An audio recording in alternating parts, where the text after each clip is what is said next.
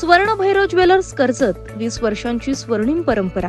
आता सोने खरेदीसाठी पनवेल आणि मुंबईला जाण्याची गरज नाही। आपल्या आवडीचे डिझाईन्स मिळवा स्वर्ण भैरव ज्वेलर्स कर्जत मध्ये, तेही खास ऑफर सह।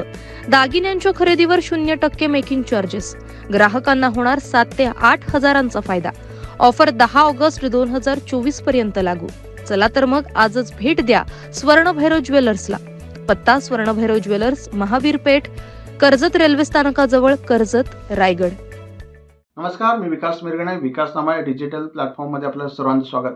शेतकरी कामगार पक्षाचे नेते आणि रायगड जिल्हा परिषदेचे माजी सभापती नारायण डामसे यांच्या आईचं नुकतीच काही दिवसापूर्वी निधन झालं आणि निधन झाल्यानंतर एक पूर्ण डामसे परिवारावर शोककळा पसरली। कारण नारायण डामसे यांची आई फसाबाई राजाराम डामसे हे एक शांत स्वभावाचे होते। एका मुलाला, आदिवासी समाजातल्या जन्माला घातलेल्या मुलाला थेट सभापती, रायगड जिल्हा परिषद सभापती असेल, सरपंच असेल, वेगवेगळ्या पदावर नेण्याचं काम त्यांच्या आईने केलं। आज जर बघितलं, नारायण डामसेंचा शेतकरी कामगार पक्षामध्ये दबदबा आहे आणि पूर्णपणे एक आदिवासी समाजातला मुलगा हा सभापतीपर्यंत प्रवास पोहोचतो आणि गरिबी परिस्थितीवर मात करत आज एक कशेळे कर्जत तालुक्यामध्ये एक आदिवासी संघटना आणि पूर्णपणे नावारूपाला आणून किंवा एक समाजाचे प्रश्न सोडवताना नारायण डामसे आपण पाहिलेले आहे। त्यामुळे त्यांच्यावर पूर्ण दुःखाचा डोंगर पसरला आहे। त्यामुळे कर्जत तालुक्यातले सगळेच नेते आहेत विविध पक्षांची, ते सगळे नारायण डामसे यांना भेटताना आपल्याला दिसून येत आहे। कारण नारायण डामसे यांचा